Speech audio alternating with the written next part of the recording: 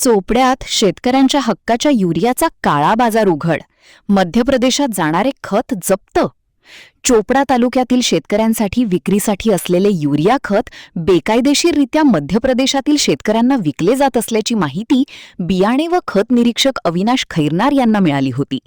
त्यानंतर केलेल्या कारवाईत मोठा गैरव्यवहार उघडकीस आला असून या प्रकरणी चोपडा ग्रामीण पोलीस ठाण्यात गुन्हा दाखल करण्यात आला आहे. तालुक्यात अशा प्रकारचा गुन्हा दाखल होण्याची ही दुसरी घटना आहे. वैजापूर येथे वनविभागाच्या तपासणी नाक्याजवळ 3 मे रोजी सापळा रचण्यात आला. यावेळी ट्रॅक्टर ट्रॉलीमध्ये भरून नेण्यात येत असलेले युरिया खत पकडण्यात आले. सदर युरिया खत कुठून आणले याबाबत चौकशी केली असता ते चोपडा येथील माऊली ट्रेडर्स येथून आणल्याचे संबंधितांनी सांगितले. त्यानंतर संबंधित विक्रेत्याकडे जाऊन रजिस्टरची तपासणी करण्यात आली. तसेच ऑनलाईन व्यवहाराच्या ॲपमधील नोंदींची पडताळणी केली असता त्यामध्ये मोठी तफावत आढळून आली. जिल्हा परिषद बियाणे व खत तपासणी निरीक्षकांच्या पथकाने अनुदानित युरियाबाबत शासन आणि शेतकऱ्यांची फसवणूक झाल्याचा पंचनामा केला आहे. सदर युरिया खत जप्त करण्यात आले असून चोपडा ग्रामीण पोलीस ठाण्यात फिर्याद दाखल करून 7 मे रोजी गुन्हा नोंद करण्यात आल्याची माहिती पोलीस उपविभागीय अधिकारी अण्णासाहेब घोलप यांनी दिली. विशेष म्हणजे चोपडा तालुक्यात यापूर्वी 20 एप्रिल रोजी महाराष्ट्रात प्रमाणित नसलेले बियाणे विक्री करणाऱ्यांविरोधात चोपडा शहर पोलीस ठाण्यात गुन्हा दाखल करण्यात आला होता. त्यानंतर आता 7 मे रोजी युरिया खत प्रकरणी ग्रामीण पोलीस ठाण्यात दुसरा गुन्हा दाखल झाला आहे. मात्र कारवाईनंतर गुन्हा दाखल करण्यास होणारा विलंब तसेच संबंधित आरोपींवर कठोर कायदेशीर कारवाई होत नसल्याने शेतकऱ्यांची फसवणूक करणारे खत व बियाण्यांचे गैरव्यवहार तालुक्यात सर्रास सुरू असल्याची चर्चा नागरिकांमध्ये होत आहे. अविनाश खैरनार हे भरारी पथकाचे प्रमुख आहेत. बियाणे खते कीटकनाशके निरीक्षक अशी त्यांचं ते पद आहे जिल्हा परिषद जळगाव.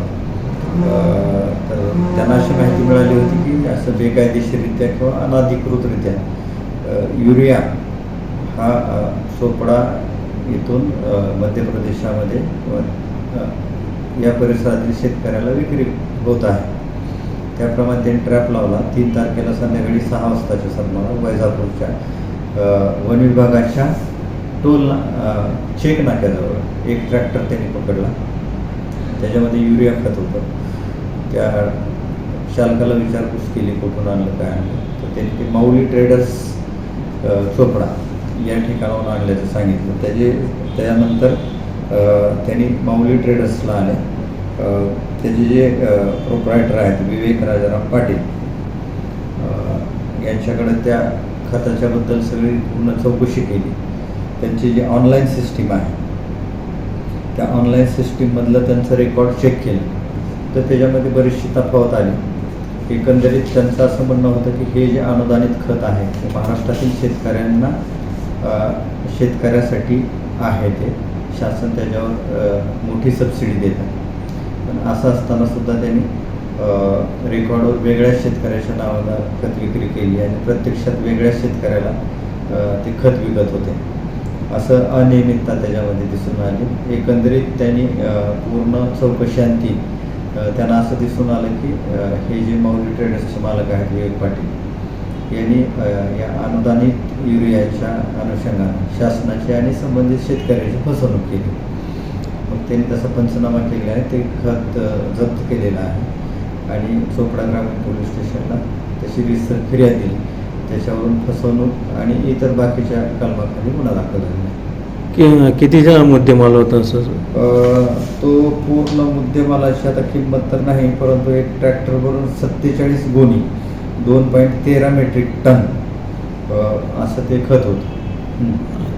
सर 3 तारखेला झालेली कारवाईचं गुन्हा दाखल करण्यास दिरंगाई कशामुळे? त्याच्यात ते जे काही प्रक्रिया असते परवानगी घेणं, फसवणुकीचे गुन्हे आहेत. खरोखरच ते खत कुणाला देत होते, कुठून आणलं होतं, काय होतं ह्याची चौकशी करणं, त्याच्यानंतर फसवणुकीचे गुन्हे दाखल करण्यापूर्वी परवानगी घेणं या प्रक्रियेला थोडा उशीर लागतो.